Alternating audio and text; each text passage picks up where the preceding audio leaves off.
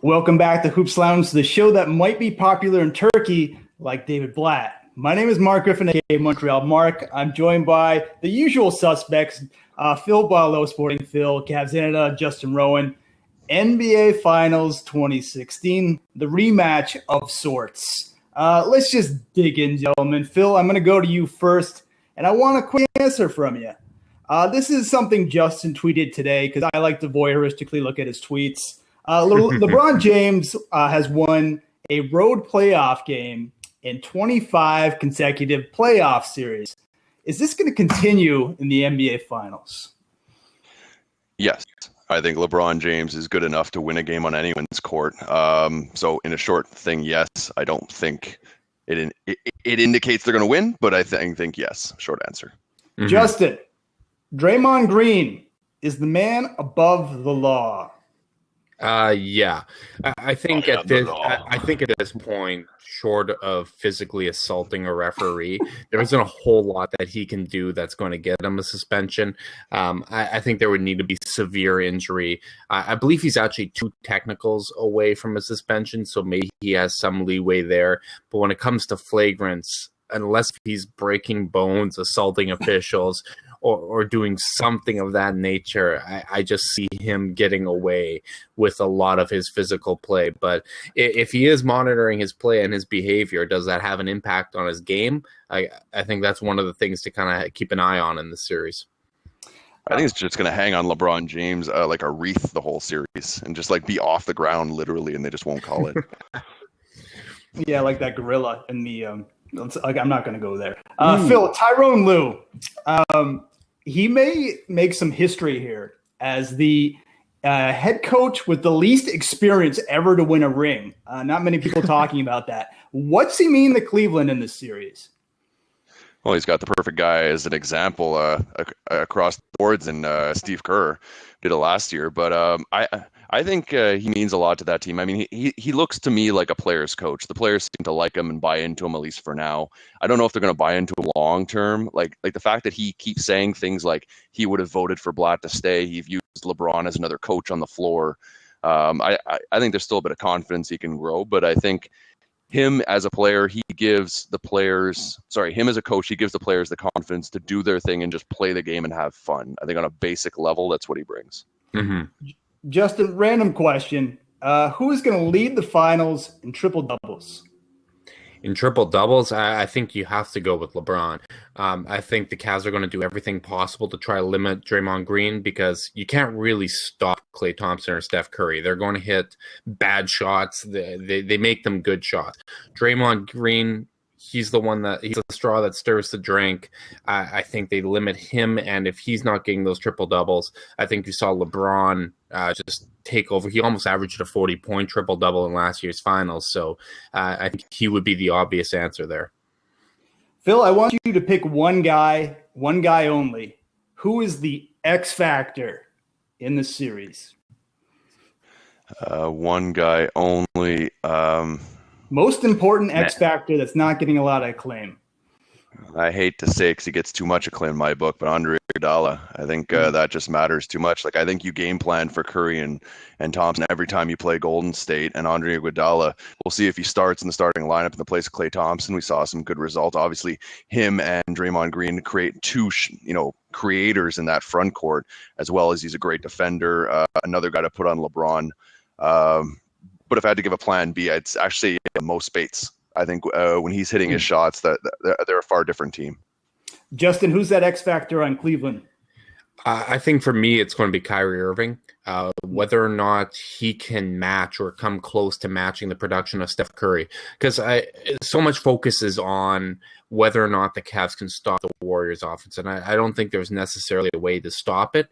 But if Curry's, let's say, averaging 28 points per game and Irving's contributing 25, I think when you look at the rest of the lineup, I think you can count on LeBron, JR, and Smith, or LeBron, JR, and Love to outscore the rest of that Warriors lineup, Klay Thompson, Harrison Barnes, Draymond Green. So if they can match that type of production, they can do it efficiently. I think Kyrie can make Steph work, and limit kind of the difference at that point guard position. It's something that hasn't really happened so far in these playoffs.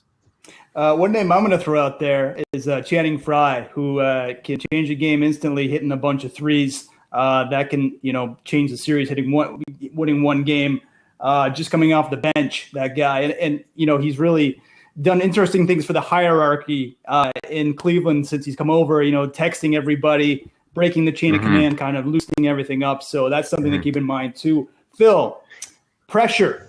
Who is under the most pressure, LeBron or Kyrie? Or sorry, LeBron. Curry. Curry or LeBron? Yeah. I'd say it's only close because of how good Curry's been and the Golden State's been this year with the 73 wins and the MVP. But I'm going to say LeBron because I still think, as much as it may be a letdown for the team, Golden State to not win after such a historic season, Curry still has been monstrous the entire year, including the playoffs. And LeBron James is just going to add another L to his finals appearance, which, as much as impressive, 6 in a row, another L hurts, right? And especially now that he kind of has no excuses, right? Because that's the big elephant in the room. Last year, he didn't have Love. He didn't have Kyrie. Now you do. Now you have plenty of rest. Like, there are no more excuses. You're home. You have everything you want. You shipped out Andrew Wiggins. You got David Blatt fired. Like what else do you want, right? You have to produce at this point. And you're what, 31? Mm-hmm. Justin, who's your champ?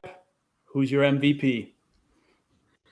This is tough. I think if you play this series 100 times, the Warriors win at least 70. But I'm going to go with the Cavs. I'm going to go with the homer pick here. If you look at their run this postseason, the way they've managed to stay healthy, the chemistry that they have, it feels like a championship team on its way. Whereas the Warriors have questions. Steph Curry's been battling through injuries, limited at times. Draymond Green's got that ankle injury, pending suspensions possible. Bo gets banged up. And as you mentioned earlier, LeBron's won 25 straight series with at least one road playoff win. So that's, assuming he gets that, Cleveland gets that home court advantage. So I'm going to go Cavs in 6. And while he might not get the Finals MVP trophy, I'm going to go with Kyrie Irving. I think he needs to make a legitimate case for himself for Finals MVP if they're going to have a chance to win. It may ultimately go to LeBron, a la Kobe getting Finals MVP when Pau Gasol probably deserved it in 2010. But I think he needs to make a legitimate case for MVP if they're going to have a chance to win this championship. Phil.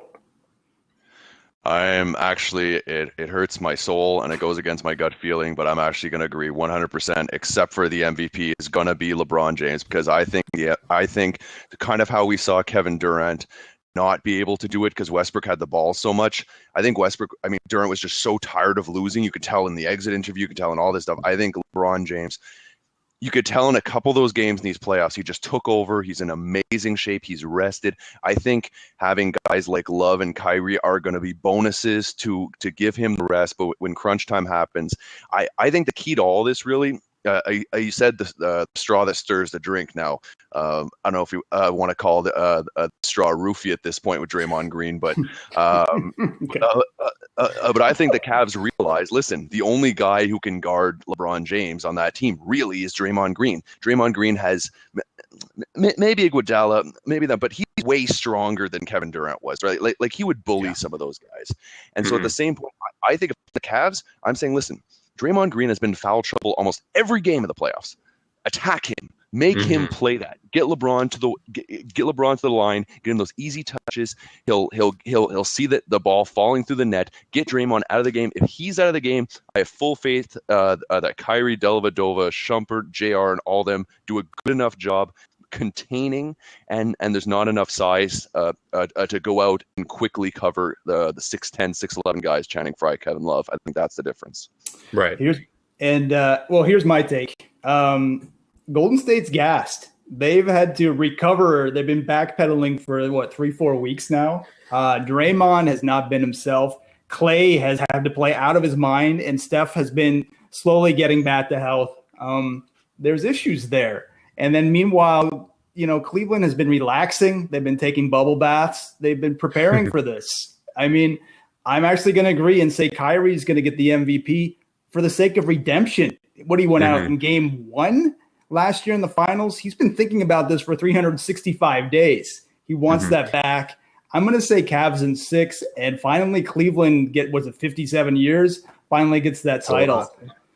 Yeah, it's been a long time. That would be something for that draft class, though. When you really think about it, a really underrated draft class going in. You have Kawhi Leonard, Finals MVP. If Kyrie got it, you have Klay Thompson drafted later there. Tristan Thompson, Jonas Valanciunas, all these guys making a big impact. I believe even Bismack Biyombo was from that draft as well. So a lot of guys from that draft, really unheralded, really making an impact in the 2016 playoffs, one way or the other. Yeah, NBA Finals, they start tomorrow night. Phil, I would throw it back to you to wrap up. All right, guys. Well, thanks for joining us for another preview here on hoopslounge.com. For myself, Phil, Mark, and Justin, and hopefully see the picture of the trophy. Catch us all here. So it looks like we all actually agree on, for once, we're all going against the champs. We're all going for Cleveland, and let's see if Cleveland rocks and they bring it back to Ohio. Myself and the team. Catch you next time.